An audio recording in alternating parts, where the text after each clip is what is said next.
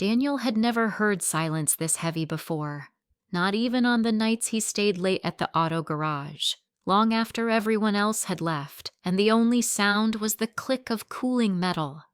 Tonight the silence was different. Tonight it had weight, shape, and a pulse. Tonight it sat in his chest like a stone.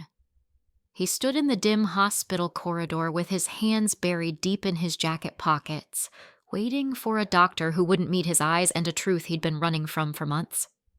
Outside the window, the evening sky looked washed out, almost colorless, as if the world had paused just to watch his life fall apart.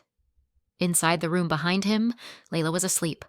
The woman he loved, the woman he had defended, forgiven, and held through nights of tears and panic. The woman who had just given birth to a baby girl he believed was his. Believed because now he wasn't sure, and that uncertainty was tearing him apart from the inside. 3 hours earlier, he had been pacing the delivery room, holding Layla's hand and whispering encouragement while nurses rushed around them. When the baby finally arrived, tiny and red-faced, something inside him cracked open like sunlight bursting through clouds.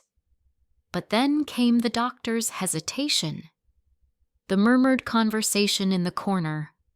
The quick glance toward Daniel before they stepped into the hallway. He had followed, worried for his child, but not ready for the truth he was about to hear. "Daniel," the doctor had said quietly, "there is something unusual in the newborn's blood work. It may not be anything serious, but there's an incompatibility we can't ignore. We need to confirm a few things, including parental markers." Daniel had blinked at him, confused for a moment, before the meaning slowly settled in. They were talking about paternity. They were questioning it. They were telling him that something didn't match.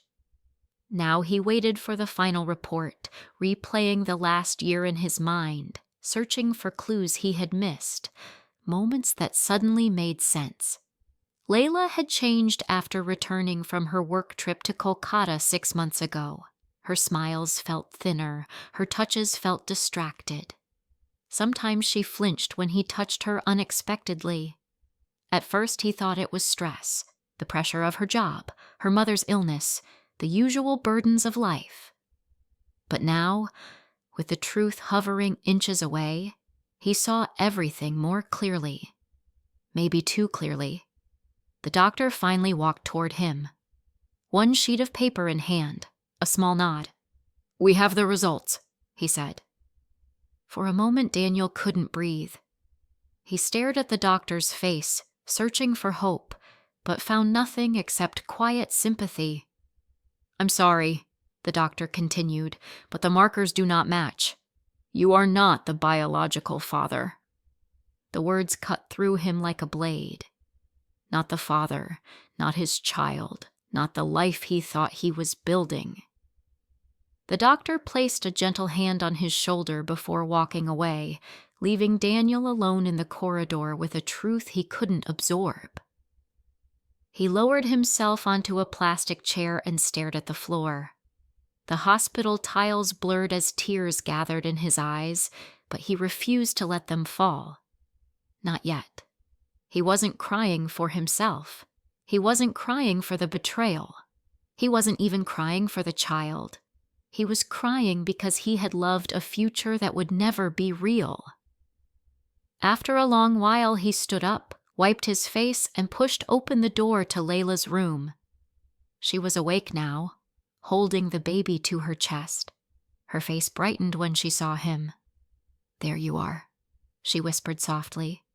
"I was worried. Come meet her properly, Daniel. She's perfect." He stepped closer, looked at the tiny girl wrapped in a pink blanket, and felt his heart twist painfully. She was beautiful, innocent. She had done nothing wrong, but she wasn't his. Layla noticed something in his face. Her smile dimmed. "What happened?"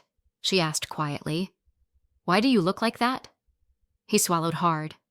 "Layla," he said, "we need to talk." She froze for a moment, then looked away. He saw fear flood her eyes before she forced her face into a calm mask. "What do you mean?" she whispered. "The doctors ran blood tests," he said. "The markers don't match mine."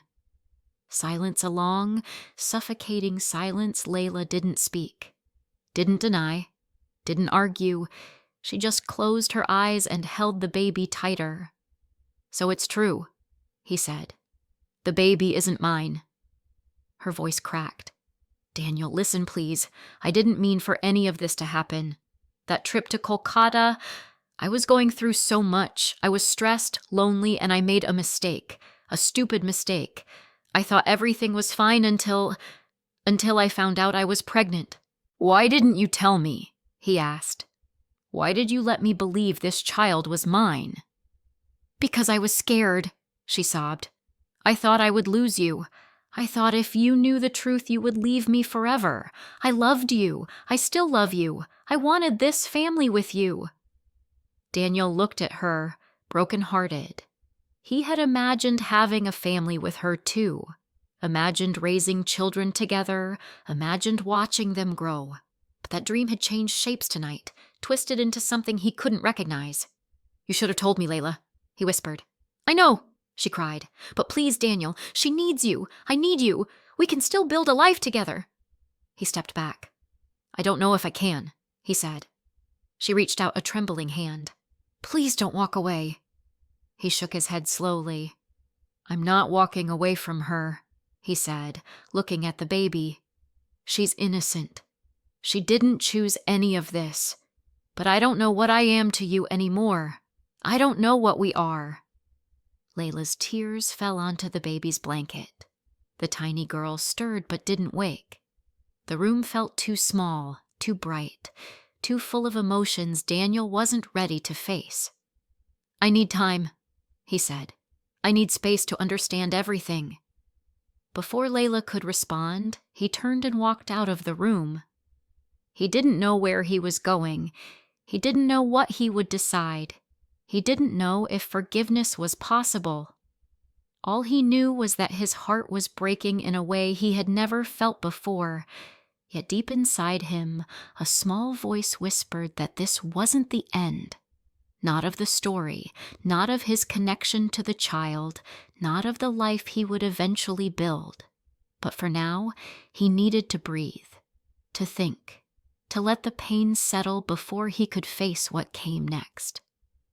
He stepped out into the cold night air, exhaled shakily, and whispered to himself, "The baby wasn't mine after all, but maybe, just maybe, I still have a place in her world." And with that thought, he walked into the darkness, carrying a heart that hurt, but hadn't yet stopped hoping. Daniel didn't sleep that night, not even for a moment. He sat in his truck outside the hospital parking lot with the engine off, staring at the steering wheel while the world moved quietly around him. People came and went, nurses switching shifts, families laughing or crying, but he stayed frozen in place, trapped between two truths he didn't know how to carry. The baby wasn't his, but his heart didn't know how to let go. His phone buzzed again and again, Layla calling, texting, begging him to come back upstairs, to talk, to hold the baby, to not give up on them. But he couldn't bring himself to answer. He couldn't even open the messages because each vibration felt like another weight crushing his chest. As the first hints of sunrise began to stretch across the sky, Daniel finally started the engine and drove home. The road looked blurry from exhaustion, the world looked unfamiliar, and his own house felt like someone else's life when he unlocked the door and stepped inside. The living room smelled faintly of the candles Layla always lit in the evenings, soft lavender mixed with vanilla, a scent he used to love. Tonight it made his stomach twist. He sat down on the couch and buried his face in his hands. Everything he had given to that relationship, every plan he had made, every sacrifice he had quietly accepted, all of it now felt like a hollow room echoing with memories, memories he didn't know whether to cherish or hate. He didn't know how long he sat like that before the knock came at the door, soft at first, then more urgent. "Daniel!" A familiar voice called, "Open up, it's me." His older sister, Maya. He hesitated, then got up and opened the door. She stepped inside with worry written across her face. "You didn't come home all night," she said quietly. "I saw your truck outside the hospital, but you didn't pick up my calls. What happened? What's going on?" Daniel sat down again, and Maya sat beside him, putting a gentle hand on his back. He took a long, shaky breath and finally answered, "The baby isn't mine." Maya froze for a moment, her eyes widening, her hand tightening slightly on his shoulder.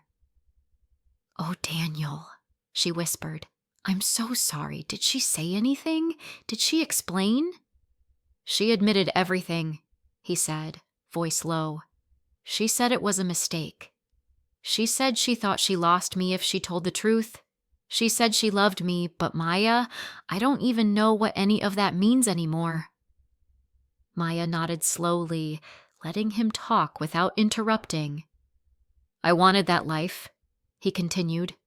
"I really wanted it. I thought this was it. I thought she was the one. And when they brought the baby out, I felt something inside me open up, something real, something pure. And then in the same hour, they took that away from me." Maya's eyes softened. "Do you still feel something for the baby?" she asked gently. Daniel leaned back, staring at the ceiling for a moment before answering, "I do, and that's the hardest part. She's not mine, but when I looked at her, Maya, I felt something real, like she needed me, like she trusted me without knowing who I was." Maya squeezed his hand. "Loving a child has nothing to do with DNA," she said quietly, "but choosing to stay or leave, that has everything to do with the pain you're carrying, and only you can decide what you can live with." He nodded, grateful for her honesty, even if it didn't make the choice any easier. Hours passed like fog drifting through the house. Daniel didn't eat, didn't shower, just tried to breathe through the storm inside him. In the afternoon, someone knocked again. This time louder, he already knew who it was.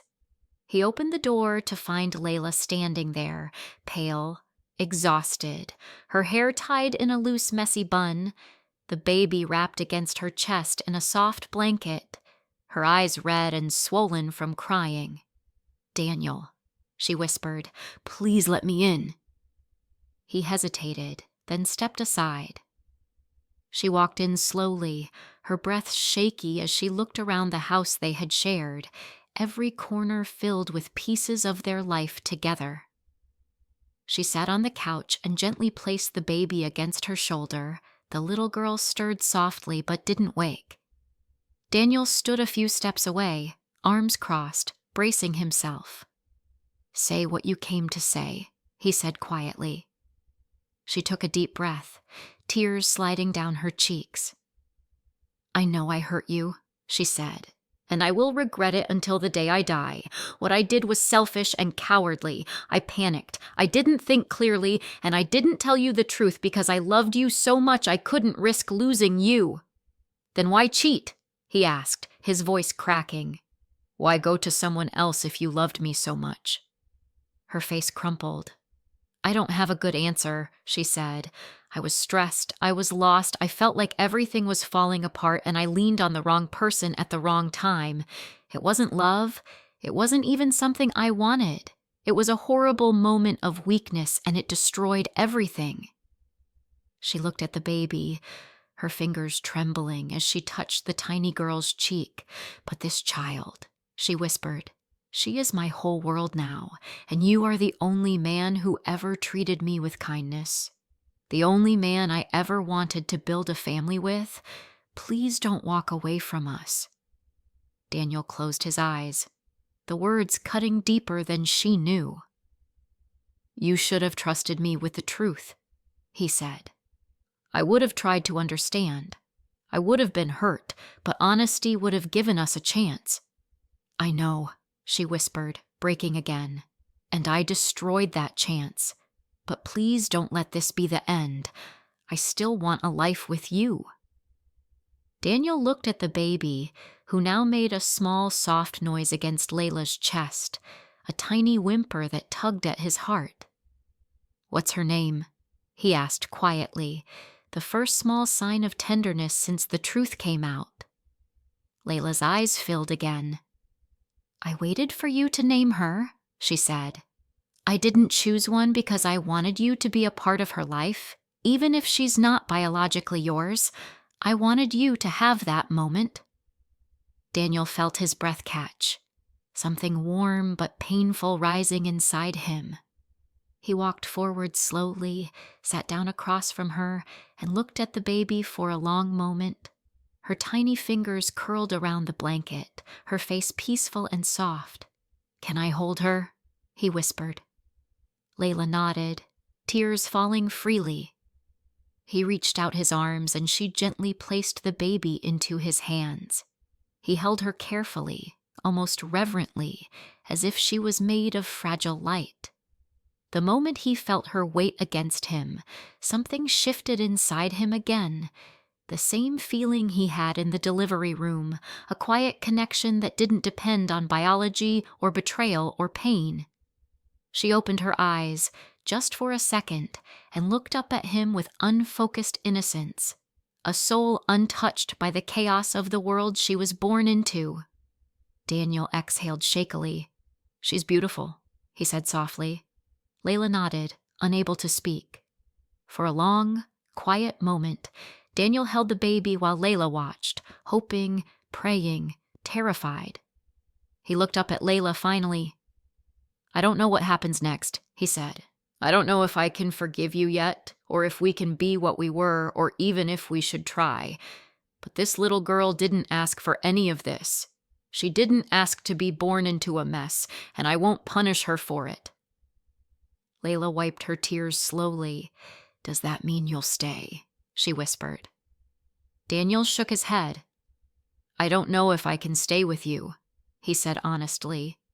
"But I'm not walking away from her. Not yet. Not while I'm still trying to understand what my heart is telling me." Layla nodded, accepting the half-promise, even though it wasn't what she wanted. "Thank you," she whispered, "for not shutting the door completely." Daniel looked at the baby again.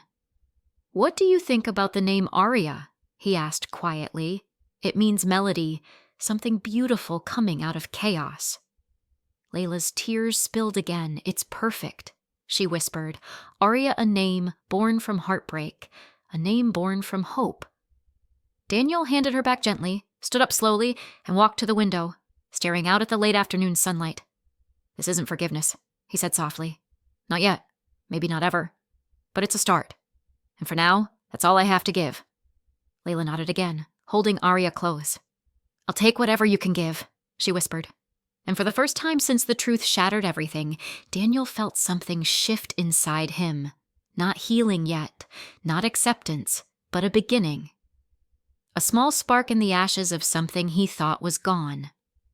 A spark that might one day become forgiveness, or might not, but the story wasn't over. Not for him, not for Layla, not for the child who had changed everything, not even close. The next few days moved slowly, like thick fog inching across the ground. Daniel woke up, went to work, came home, but everything felt different.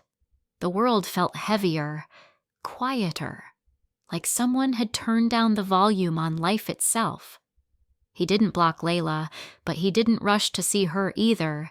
He answered only when she asked about the baby, and even then his replies were short, careful, measured, because he didn't trust his emotions yet. Didn't trust the hope growing inside him even though he tried so hard to ignore it. Every night he thought of Aria.